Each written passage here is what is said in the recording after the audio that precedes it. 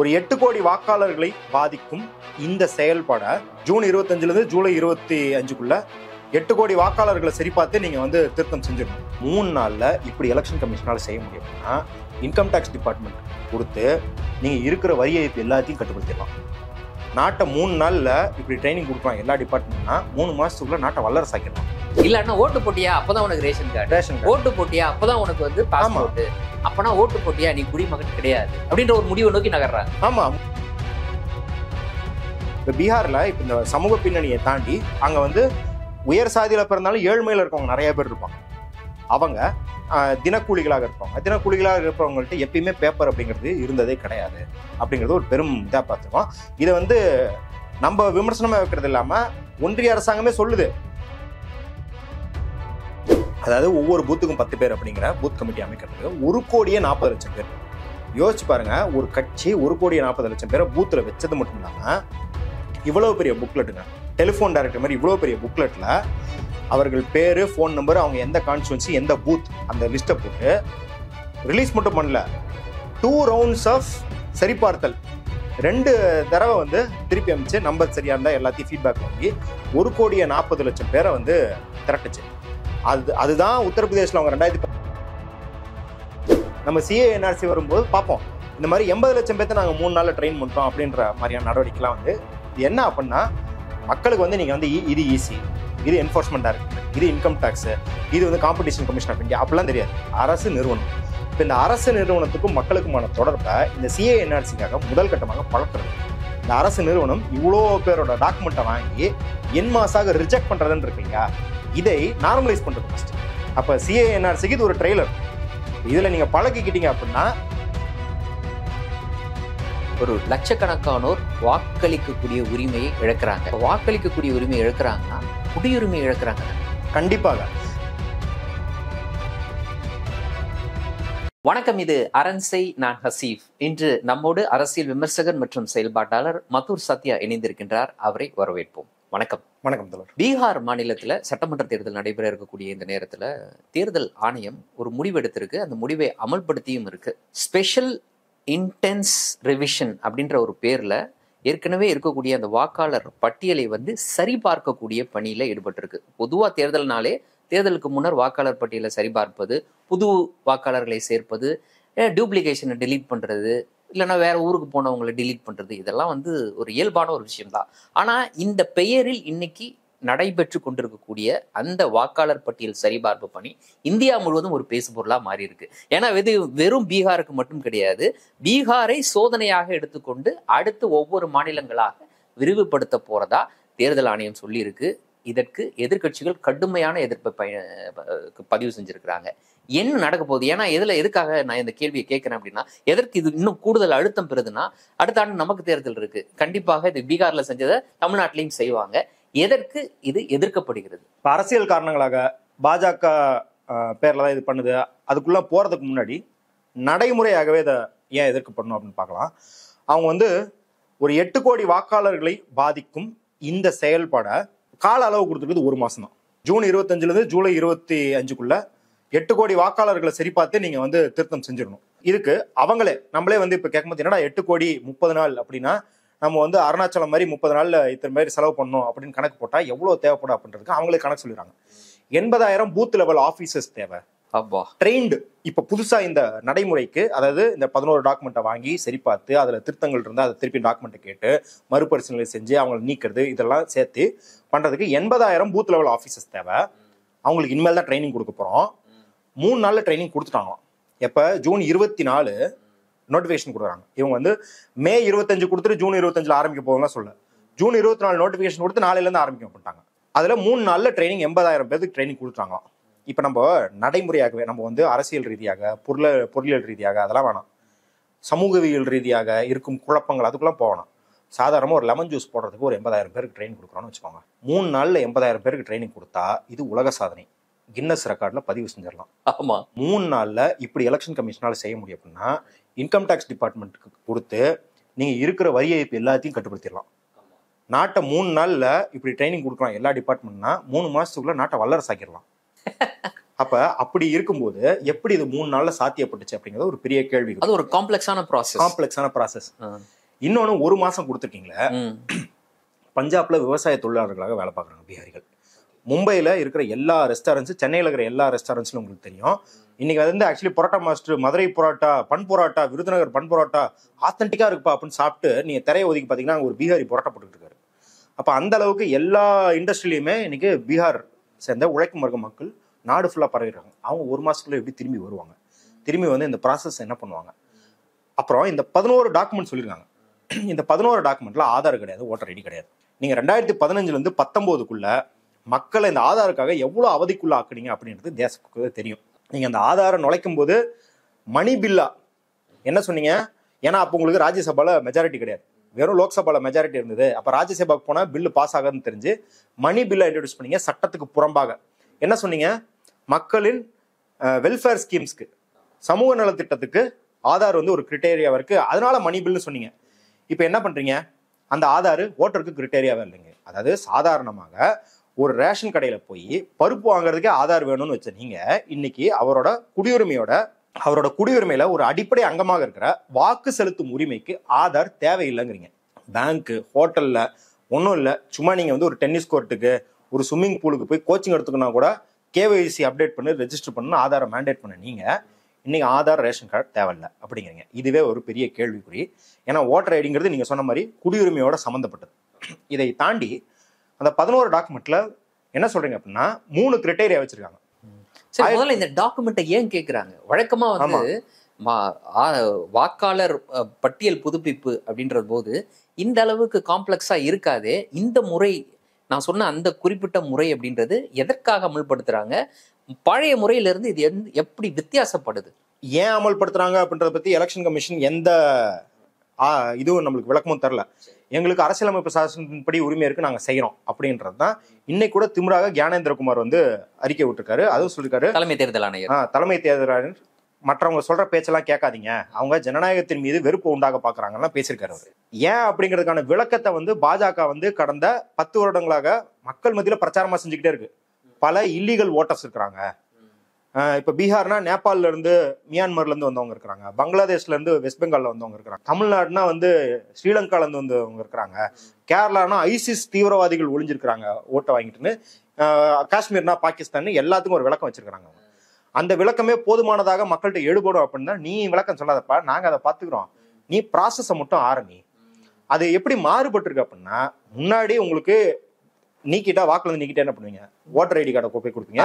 Ration card, voter ID card கூட தேவையில்லை, ration card கொடுத்தாலே போதும், உங்களை திருப்பி பட்டியலை சேர்த்துருவாங்க. இதுக்கு முன்னாடி என்னன்னா, நான் போன தடவை ஓட்டு போட்டிருந்தேன்னா, போன தடவை என்னோட பேர் அதுல இருந்துச்சுன்னா நான் எதுவுமே பண்ண தேவையில்லை, ஆட்டோமேட்டிக்கா என்னுடைய பேர் அடுத்த லிஸ்ட்ல வந்துடும். பேசிக்கலி நீ இப்போ என்ன ப்ரூவ் பண்ணணும்னா, அந்த பட்டியல இருக்கிற ஆள் இருக்காருல, அது நான் தான் ஏன் அப்படின்னு ப்ரூவ் பண்ணதுக்கு நீங்க போய் ஒரு ரேஷன் கார்டை காட்டினா கூட போதும். ஆமா. ஆனா இந்த முறை என்ன சொல்லிருக்காங்கன்னா, நீங்க உங்க பேர், உங்க அடையாளம் அதை மட்டும் உறுதி செய்யாம date of birth, place of birth ரெண்டையும் உறுதி செய்யணும்.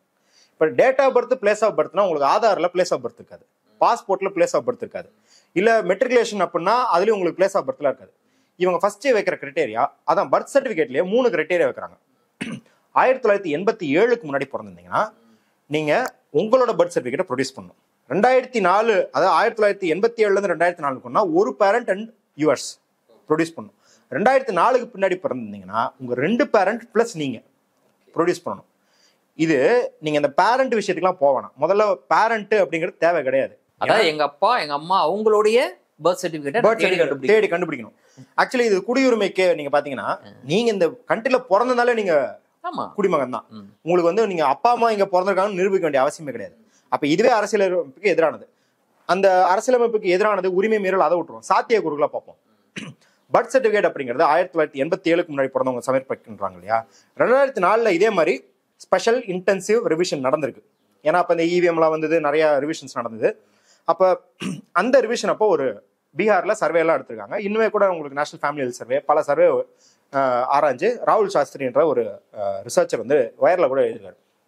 எவ்வளோ % பேர்கிட்ட 2004 வரைக்கும் பிறந்தவங்கள்ட்ட எவ்வளோ % பேர்கிட்ட வந்து பர்த் சர்டிஃபிகேட் இருக்குன்னா 2.8% பேர். வெறும் 2.8%. வெறும் 2.8% பேர்.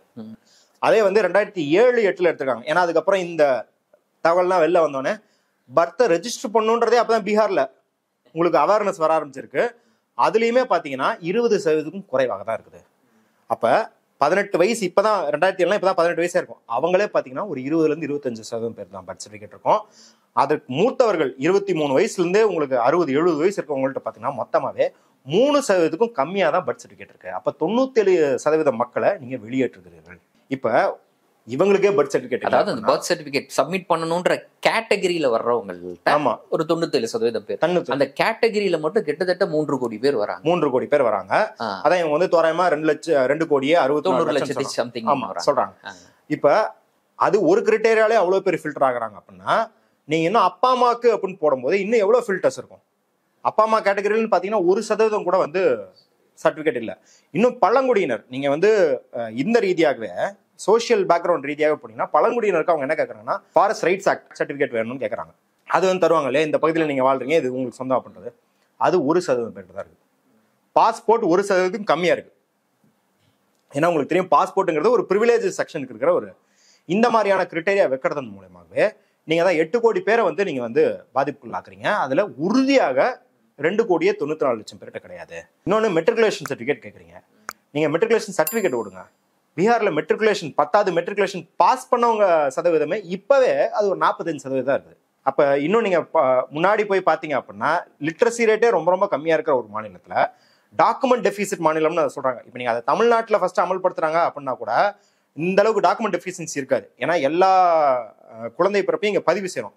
அப்படியெல்லாம் இல்லாத ஒரு மாநிலத்துல பதிவு செய்றீங்க அப்படின்னும் போது நீங்க வந்து என்மாஸாக மக்களை டிஸ்அன்ஃபரன்சைஸ் பண்றீங்க. அதாவது நிறுவனத்திலிருந்து, அரசு நிறுவன கண்காணிப்புல இருந்து இல்ல அரசு நிறுவன அங்கீகாரத்திலிருந்து மக்களை வெறியேற்றும் ஒரு நடவடிக்கையாக தான் அதை பார்க்க முடியும். சரி, அந்த மக்கள் பெரும்பான்மையாக அந்த கேட்டகரியில வரக்கூடிய மக்கள் எந்த சமூகத்தை சேர்ந்தவங்களா இருக்காங்க? மோஸ்ட்லி வந்து தலித் சாதிகளை சேர்ந்த, அதாவது பட்டியல் சாதிகளை சேர்ந்தவர்கள்.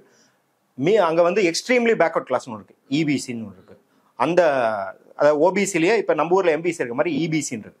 அந்த சாதியை சேர்ந்தவர்கள், இஸ்லாமியர்கள், பழங்குடியினர், அப்புறம் மைக்ரண்ட் ஒர்க்கர்ஸ், இவங்க தான் இதுல முக்காவாசி பாதிக்கப்பட போறாங்க. ஏன் அப்படின்னா இப்ப பீகார்ல இப்ப இந்த சமூக பின்னணியை தாண்டி அங்க வந்து உயர் சாதியில பிறந்தாலும் ஏழ்மையில இருக்கவங்க நிறைய பேர் இருப்பாங்க. அவங்க தினக்கூலிகளாக இருப்பாங்க. தினக்கூலிகளாக இருப்பவங்கள்ட்ட எப்பயுமே பேப்பர் அப்படிங்கிறது இருந்ததே கிடையாது. அப்படிங்கிறது ஒரு பெரும் இதா பார்த்துருக்கோம். இதை வந்து நம்ம விமர்சனமா வைக்கிறது இல்லாம ஒன்றிய அரசாங்கமே சொல்லுது, எங்கள்கிட்ட இவங்களை பத்தி எந்த தரவும் இல்லை. ஏன் அப்படின்னா இவங்கள்ட்ட பேப்பர்ஸ் கிடையாதுன்னு இவங்களே சொல்றாங்க. ஏன் மைக்ரேஷன் கொரோனா அப்போ யாரு காலத்துல அதுதான் அவங்களுடைய கருத்தாக இருக்கு. ஆமா, அதாவது நீங்களே வந்து ஒரு இதை சொல்றீங்க, குறைபாடு எங்கள்கிட்ட குறைபாடு இருக்குன்றீங்க. ஆனா அந்த குறைபாடை மக்கள் மீது திணித்து அதே ஒரு கிரைட்டீரியாவை மாத்தி வைக்கிறீங்க அப்படின்னும் போது உங்களோட இன்டென்ஷன் தெளிவாக தெரியுது. இது சரி பார்ப்பதற்கு கிடையாது, எங்களுக்கு தேவையில்லாதவர்களை வெளியேற்றுவது. இப்படி புரிஞ்சுக்கலாமா? பாஜகவுக்கு வாக்களிக்க மாட்டார்கள் அப்படின்னு கருதப்படக்கூடிய நபர்களை வாக்காளர் பட்டியலிருந்தே நீக்குவது கண்டிப்பாக. ஏன்னா எதிர்கட்சிகளுக்கு வாக்களிப்பார்கள், அவர்கள் வாக்களிக்க கூடாது, வாக்களிக்கக்கூடிய உரிமையை இழந்துடணும் அப்படின்றதுக்கான முயற்சியா? கண்டிப்பா விளக்க முடியும் உங்களால? இல்ல, இப்போ பீகார்ல அந்த சூழல், அரசியல் சூழலை புரிஞ்சுக்கிட்டா நம்மளுக்கு எளிமையா புரிஞ்சிடும். நிதிஷ்குமார் தான் ஆட்சி செய்யறாரு. நிதிஷ்குமார் கடந்த 22 வருடங்களில் 18 முறை ஆட்சி எடுத்திருக்காரு. அப்படின்னா நீங்க யோசிச்சு பாத்துக்கலாம் அவர் எந்த அளவுக்கு தாவி இருக்கிறாரு அப்படிங்கிறது மக்களுக்கு ஒரு பெரும் அதிருப்தியாக இருக்கு.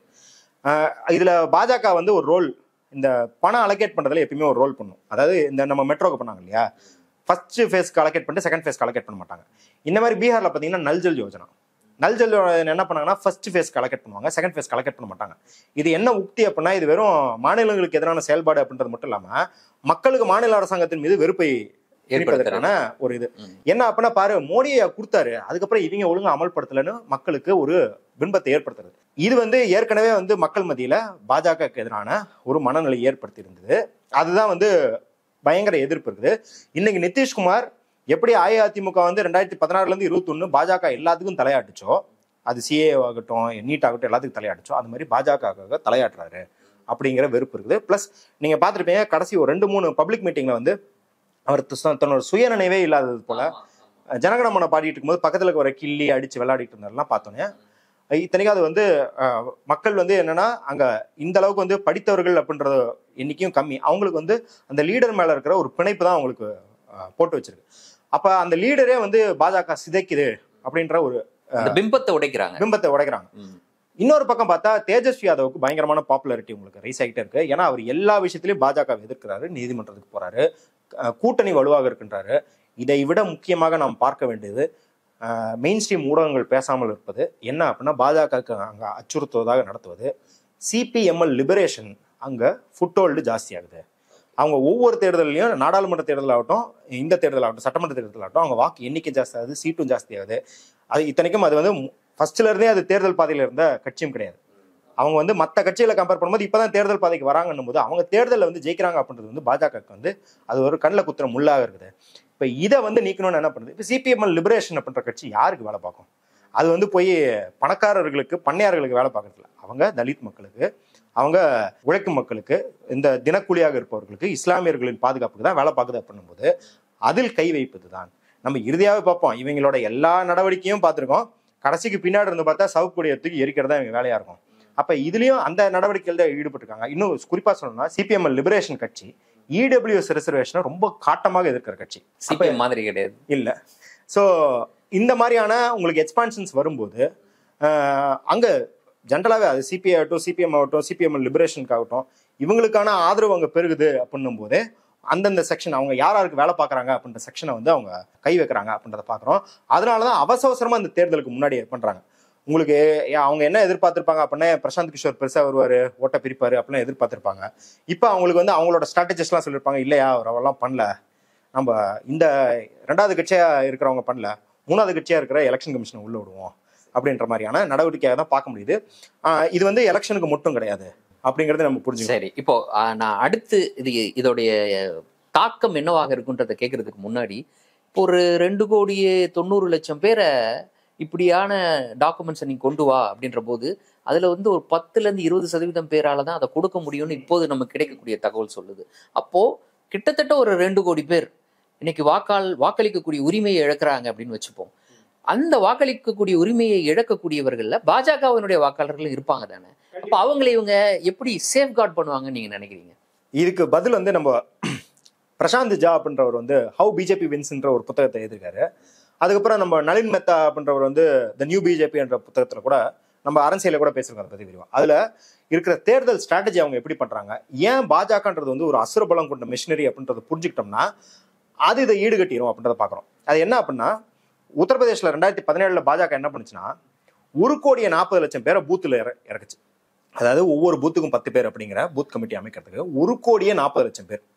யோசிச்சு பாருங்க, ஒரு கட்சி 1,40,00,000 பேரை பூத்துல வச்சது மட்டும் இல்லாம இவ்வளவு பெரிய புக்லெட்டுங்க, டெலிஃபோன் டைரக்டர் மாதிரி இவ்வளவு பெரிய புக்லெட்ல அவர்கள் பேரு, ஃபோன் நம்பர், அவங்க எந்த கான்ஸ்டுவன்சி, எந்த பூத், அந்த லிஸ்ட்டை போட்டு ரிலீஸ் மட்டும் பண்ணல, 2 rounds ஆஃப் சரிபார்த்தல், 2 தடவை வந்து திருப்பி அமைச்சு நம்பர் சரியா இருந்தா எல்லாத்தையும் ஃபீட்பேக் வாங்கி 1,40,00,000 பேரை வந்து திரட்டுச்சு. அதுதான் உத்தரப்பிரதேசில் அவங்க 2017 ஜெயிச்சதுக்கு மிக முக்கியமான காரணம்.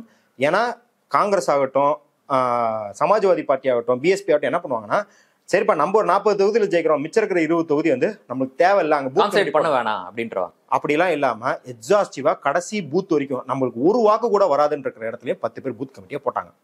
அப்படி போட்டதன் விளைவு என்ன அப்படின்னா, யாரெல்லாம் வீட்டுல சும்மா தூங்கிட்டு இருப்பாங்கல்ல அவங்களுக்கு கூட முறை ஓட்டு போட வச்சு அவங்க பாஜக ஓட்டு போட வைக்கிறது. அப்ப இது என்ன பண்ணிடுவாங்கன்னா, ஒரு பூத்துல வந்து ஒரு பகுதியில ஒரு பூத்துல வந்து பாஜக ஆதரவு வருது, அந்த பூத்தை விட்டுரு, இந்த பூத்துல பாஜக எதிரான ஓட்டு தான் மெஜாரிட்டியா இருக்கு அப்படின்னா அந்த பூத்துல ரேண்டமா ஒரு 600 பேர் ரிமூவ் பண்ணிடுறாங்க.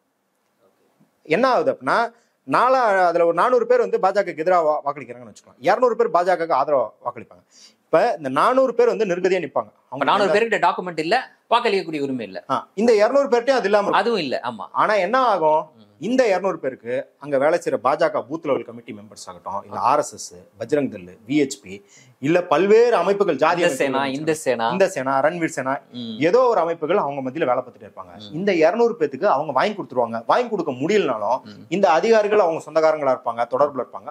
இந்த 200 பேருக்கு உங்களுக்கு வாக்குரிமை வந்து அப்பீல் மூலமா இவங்களுக்கு வாக்குரிமை வந்துடும்.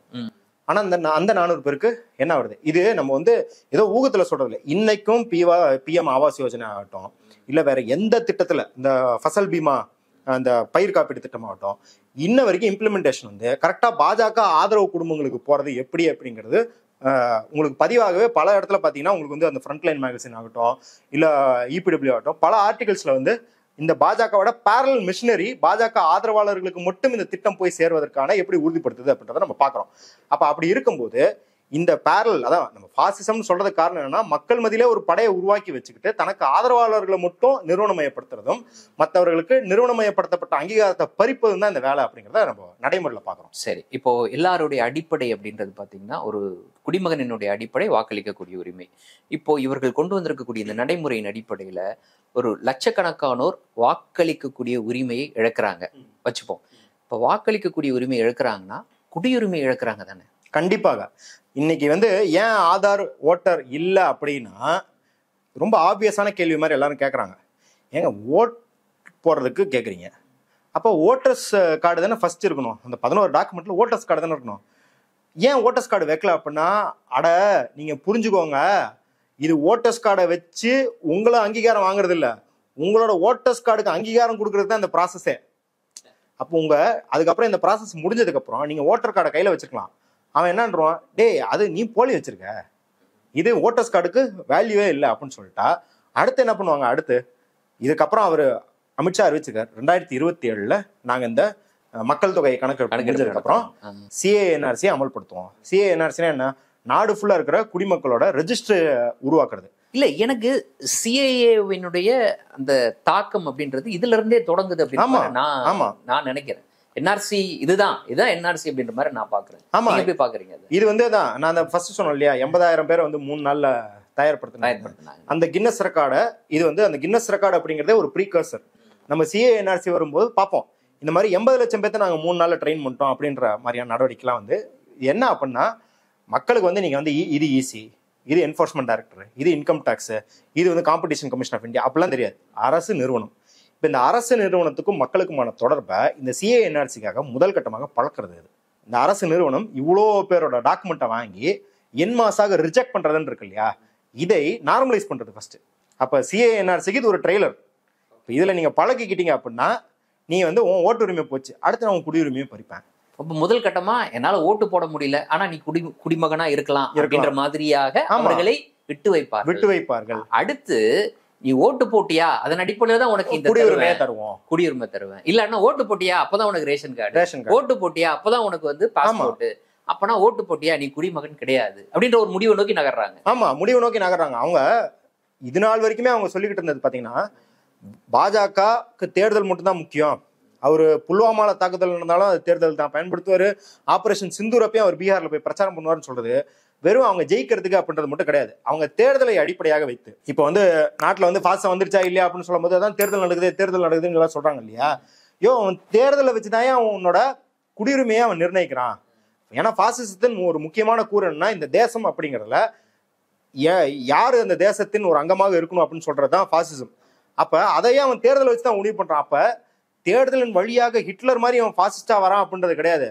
இவன் வந்து தேர்தலை மையமா வச்சுதான் நீ யாரு, நீ இந்த தேசத்துல தகுதியான இருக்கனா, அப்ப ஹிட்லரோட ஒரு மதி மேல போய் தேர்தலை இவன் ஒரு கருவியாக பயன்படுத்துகிறான். இவங்க சொல்றாங்க இல்லையா, வெஸ்ட் பெங்கால்ல வந்து மம்தா ஜெயிக்கிறது காரணம் என்ன, ஏகப்பட்ட பங்களாதேசிகள் ஓட்டு போட்டாங்க. இன்னைக்கும் மணிப்பூர்ல அவ்வளவு கலவரம் நடக்கும்போது என்ன சொல்றாங்க, அவங்க வந்து மெய்த்தி குக்கி ரெண்டு சண்டையும் எப்படி ஆக்குறாங்கன்னா, மெய்த்தி இன மக்கள் இந்தியர்கள், ஏன்னா அவங்க இந்துக்கள், இந்த கலாச்சாரத்தை சேர்ந்தவங்க. குக்கி இனத்தை சேர்ந்தவங்க, குக்கி அப்படின்னு சொல்றதுல கிறிஸ்தவர்கள், மியான்மரை சேர்ந்தவர்கள், ஊடுருவர்கள், பொட்டலம் வைக்கிறவங்க, கஞ்சா வைக்கிறவங்க, இப்படியான சித்திரப்பு இருக்கு இல்லையா. அப்ப இதை வைத்து கொண்டுதான் அவங்க தேர்தலை நிர்ணயிக்கிறாங்க. தேர்தலை நிர்ணயிக்கிறதன் மூலமாக நீங்க யாருக்கு ஓட்டு போட்டீங்களோ, பாஜகவுக்கு ஓட்டு போட்டீங்கன்னா நீங்க இந்தியர், பாஜகவுக்கு ஓட்டு போடலன்னா நீங்க அந்நியர். அப்போ உனக்கு ஓட்டுரிமையும் கிடையாது, அதுக்கப்புறம் குடியுரிமையும் கிடையாது அப்படிங்கிறதான் பாக்குறோம். அதனாலதான் அவங்க வந்து நம்ம சிஏஎன்ஆர்சியில கூட எல்லா கிரிட்டேரியும் வச்சவங்க இந்துக்கள் வைக்கலாம்ல, தமிழ் இந்துக்களை வைக்கலாம்ல, இலங்கையில இருந்து வந்து தமிழ் இந்துக்களை வைக்கலாங்க, அவங்களை ஏன் வைக்கல? ஏன்னா அவங்க எப்படியும் பாஜகவுக்கு ஆதரவாக இருப்பாங்க அப்படின்னு தெரியாது. இப்ப இங்க இருக்கிற பாஜகவை எதிர்ப்பவர்கள் வட மாநிலங்கள்ல நீங்க முஸ்லிம்களை கை காட்டுறீங்க, இங்க யாரை கை காட்டுவீங்க? அப்ப இங்கேயும் ஒரு கருவி அவங்களுக்கு தேவை அப்படின்றதுதான். அது மதம் அப்படின்றது இல்லாம ஒவ்வொரு பிராந்தியத்துக்கு தகுந்த மாதிரியான வேறுபாடுகள், அதற்கு யார் எதிர்நிலை நிற்கிறாங்களோ அவங்கள டிஸ்என்ஃப்ரான்சைஸ் பண்ணணும். நீதிமன்றத்திற்கு இதை எதிர்த்து வழக்கு தொடரப்பட்டிருக்கு, நீதிமன்றத்திற்கு வழக்கு போயிருக்கு. நீதிமன்றம் இதை எப்படி கையாளுது? இன்னைக்கு நடந்த விசாரணையின் போது என்ன நடந்தது? என்னோட அடுத்த கேள்வி, நீதிமன்றத்துல ஒருவேளை இந்த வழக்கு ஏற்றுக்கொள்ளப்படாத பட்சத்துல, தள்ளுபடி செய்யப்படும் பட்சத்துல தமிழ்நாட்டிலும் இது அமுலாகுமா? கண்டிப்பாக இப்போ வந்து நீதிமன்றம்ல வந்து இன்னைக்கு என்ன சொல்லிருக்காங்கன்னா, இன்னைக்கு நாங்க இன்டரிம் ஆர்டர் கொடுக்க முடியாதுல, ஜூலை 10ஆம் தேதி நாங்க வந்து விசாரிக்கிறோம், அதுக்கப்புறம் கொடுக்குறோன்றாங்க. இது ஓகே. இது வந்து ஒரு கட்டத்துல நம்ம வந்து முன்னாடி வந்து நீதிமன்றத்தை நம்புறோம்.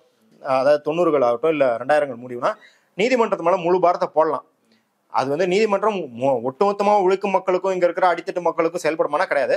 ஆனா அரசியலமைப்பு சாசனத்தின் மீது ஓரளவுக்கு நம்பிக்கை வைக்கிற மாதிரி ஏதாவது பண்ணலாம். இந்த மாதிரி பொதுவா எல்லாராலும் எதிர்க்கப்படக்கூடிய விஷயத்துக்கு குறைந்தபட்சம் நம்ம எதிர்பார்க்கிற தீர்ப்பு இருக்கும்.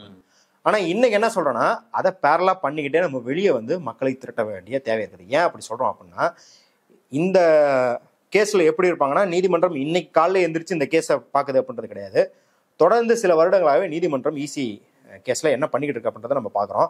போன வருஷம் உங்களுக்கு ஞாபகம் இருக்கும், இதே மாதிரி 2024 நாடாளுமன்ற தேர்தலின் போது வாக்கு செலுத்தப்பட்ட அந்த நாள் அன்னைக்கு சாயங்காலம் எலெக்ஷன் கமிஷன் வெப்சைட்ல போட்டிருக்க நம்பரு 2 வாரம் கழிச்சு அப்டேட் பண்ணாங்க.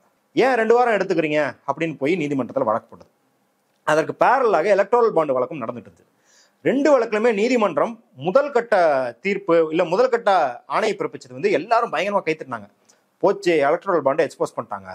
அடுத்து வந்து இசிஐ வந்து பிடிச்சி வெளுத்து வாங்கிட்டாரு, எதுக்கு 2 வாரம் டக்குன்னு அப்டேட் பண்ணுங்க அப்படின்னு. அதுக்கு அடுத்த கட்டமா என்ன நினைக்கிறோம், நீ சொல்றதெல்லாம் சொல்லிட்ட, நடவடிக்கை என்ன நடவடிக்கை எடுக்கணும் அப்படின்னும் போது சந்திரசூட் என்ன பண்ணாரு, எப்பா இதெல்லாம் ஒரு பெரிய மேட்டர் இல்ல, எங்களுக்கு நாளையில இருந்து ஹாலிடே ஆரம்பிக்குது, நாங்க விடுமுறைக்கு போறோம், அதனால இந்த வழக்கை இப்பெல்லாம் கேட்கணுன்ற அவசியம் இல்லை, எங்களோட தீர்ப்பு முடிஞ்சு போச்சு அப்படின்னு சொல்லிட்டு போயிட்டு எலெக்ஷன்லாம் முடிஞ்சதுக்கு அப்புறம் வந்து திருப்பியும் வந்து விசாரிக்க சொன்னப்ப இதெல்லாம் முடிஞ்ச கதை ஏங்க திருப்பி பேசிக்கிட்டு இருக்கீங்கன்னு வெளிப்படையா திட்டாரு சந்திரசூட். ஏடிஆர் இன்னைக்கு போட்டிருக்காங்க இல்லையா, அசோசியேஷன் ஃபார் டெமோக்ராட்டிக் ரிஃபார்ம்ஸ், அவங்க போட்ட வழக்கில் தான் இப்படி நடந்துக்குது நீதிமன்றம். இன்னும் எவ்வளவு அலங்கோலம் அப்படின்னா, எலெக்ஷன் கமிஷன் 1986 பால் தாக்கரே அவர்கள் ஒரே ஒரு வரி இஸ்லாமியர்களுக்கு எதிராக பேசிட்டாருன்னு 6 வருஷம் தடை செஞ்சது. ஆனா 2024 தேர்தலில் போற இடமெல்லாம் லவ் ஜிஹாது, லேண்ட் ஜிஹாது, உங்க மாடு எடுத்துக்குவாங்க, உங்க வீட்டு பொண்ணை கடத்திட்டு போயிடுவாங்க, உங்க தாலியை பறிச்சிருவாங்கன்னு இஸ்லாமியர்களுக்கு எதிராக தொடர்ந்து பேசிக்கிட்டே இருக்கிறாரு. ராஜஸ்தான்ல போய் தமிழர்களுக்கு வெறுப்பா பேசுறாரு, ஒடிசால போய் தமிழர்களுக்கு வெறுப்பா பேசுறாரு.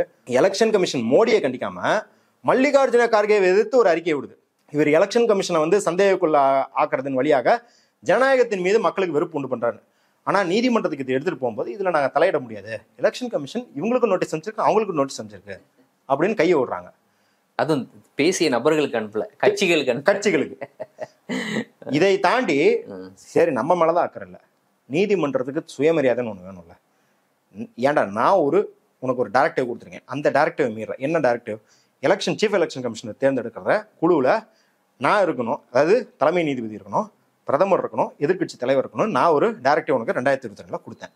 நீ என்ன பண்ணி வச்சிருக்க, 2023 ஒரு சட்ட திருத்தத்தை கொண்டு வந்து பிரதமர், எதிர்கட்சி தலைவர், அப்புறம் பிரதமர் நியமிக்கும் ஒரு கேபினட் மினிஸ்டர், எதுக்கு உருட்டிக்கிட்டு அதான் மல்லிகார்ஜுன. நான் ஏன்டா அங்க உட்காந்துருக்கேன், ஏன்னா நீ கொடுக்குற முந்திரி பருப்பையும் காஃபியும் குடிக்கிறதுக்காக உட்காந்துருக்கேன், நான் வெளில வரேன்னு அவர் வெளில வந்தார். இதையும் வேடிக்கை தான் பார்த்தது நீதிமன்றம்.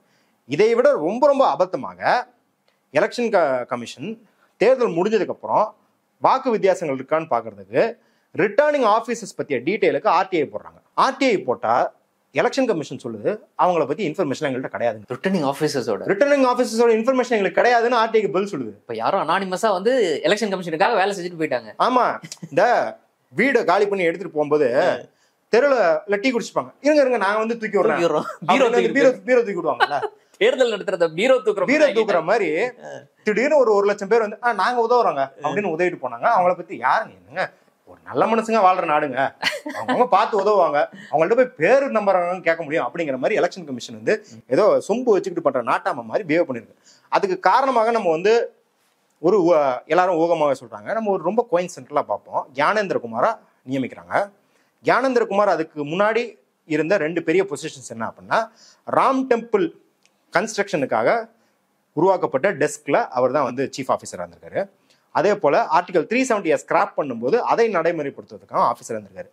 அதாவது ஒரு முறை காக்காவுக்கு வந்து பழம் விழுந்தா பரவாயில்ல, அந்த காக்கா போய் உட்காரெல்லாம் உடையதான் உழுவுதான் அப்படிங்கிற மாதிரி நடந்துகிட்டே இருக்கும்போது நம்மளுக்கு அந்த காக்கா மேல சந்தேகம் வரதானே செய்யும். அப்ப இசிஐயோட தொடர்ந்து இந்த மாதிரியான நடவடிக்கைகளை இது யூகங்கள் அடிப்படையில, தரவுகளின் அடிப்படையிலேயே உங்களுக்கு வந்து பரகல பிரபாகர், தீசா சேத்தல்வார், நம்ம ஊர்ல இருக்கிற பல ஐஏஎஸ் அதிகாரிகள் எல்லாரும் சேர்ந்து ஓட் ஃபார் டெமோக்ரஸி அப்படிங்கிற ஒரு சிவில் சொசைட்டி மூவ்மெண்ட் எடுத்து அதுல இருந்து தரவுகளின் அடிப்படையில் ஆய்வு பண்றாங்க. ஒரு ரிப்போர்ட் 77 தொகுதியில வந்து 2024 ஜூன் மாசம் வெளியிட்டாங்க. உங்களுக்கு கூட தெரியும், தமிழ்நாட்டில் வந்து வாய்ஸ் ஆஃப் டிஎன் வந்து நம்ம வந்து பரக்கல பிரபாகரை கூட்டு வந்து நாங்கள் நடத்தணும். அதில் என்ன சொல்லப்பட்டிருக்கு அப்படின்னா, இது பாஜக, திமுக, காங்கிரஸ் இந்த சார்பெல்லாம் விட்டுருங்க. ஃபிசிக்கலி இப்போ நம்ம வந்து 80,000 பேர் எப்படி 3 நாளில் ட்ரெயின் பண்ண அப்படின்றத உட்கார வச்சு எந்திரிச்சு போனால் கூட 80,000 பேர் 3 நாளில் உட்கார வச்சு எந்திரிக்க முடியாதா சொல்லலாம். அதே போல் 77 தொகுதிகள் பாஜக ஜெயித்த தொகுதிகளில் 1 மணி நேரத்தில் அந்த விண்டோ காலைல 9 மணி டு 10 மணி இல்லை 10 டு 11 லட்சக்கணக்கான ஓட்டுகள் ஒரு கான்ஸ்டியூன்சியில் பதிவாயிருக்கு. இது வந்து அரசியல் ரீதியான சாத்தியக்கூறுகள் இல்லை. உங்க கையில பெட்டியை தரோம், பிராக்டிக்கலா பிசிக்கலா நீ அழுத்தி பாரு, 1,00,000 ஓட்டு வருதான்னு பாரு. இந்த ஃபேஸ்புக்லாம் ஆடு வரும், 1 ஹவர்ல 15,000 புஷ்அப் எடுத்தான். டேய் 15,000 புஷ்அப் இல்லடா, 15,000 என்ன முடியாதா ஒரு மணி நேரத்துல அப்படின்ற மாதிரி சொல்லுவோம் இல்லையா. அந்த மாதிரி நீ 1 மணி நேரத்துல 2,00,000 வாக்கு பதிவே ஆக முடியாதுடா அப்படின்ற மாதிரி அதிகாரப்பூர்வமாகவே அவங்க வந்து நிரூபிச்சிருக்காங்க. இந்த இதை வந்து இந்த தரவுகளை நீதிமன்றத்துக்கு எடுத்துட்டு போன போதும் தூக்கி போட்டாங்க. ஆக்சுவலி எதிர்கட்சிகளும் பெருசா இதை கண்டுக்காம தான் இருந்தாங்க. ஆனா இப்ப அந்த எதிர்கட்சிகளே வந்து மகாராஷ்டிரா தேர்தலுக்கு அப்புறம், மகாராஷ்டிரா தேர்தலை ஏன் கண்டுக்கிறாங்க அப்படின்னா, இந்த உத்தவ் தாக்கரே சிவசேனா வந்து தோத்தது வந்து 8 வாக்குகள், 80 வாக்குகள், 100 வாக்குகள்லாம் தோத்துருக்குறாங்க. அப்படின்னும் போது கண்டிப்பாகவே வந்து எலெக்ஷன் கமிஷன் ஏதோ இதுல வந்து நடைமுறையில தவறு பண்ணுது. இவிஎம் மிஷின் பெரிய சந்தேகங்கள் இருக்கு அப்படின்றது எழுப்பியிருக்காங்க. இதன் பின்னணியில தான் நீதிமன்றம் விசாரிக்கணும் மொழிய.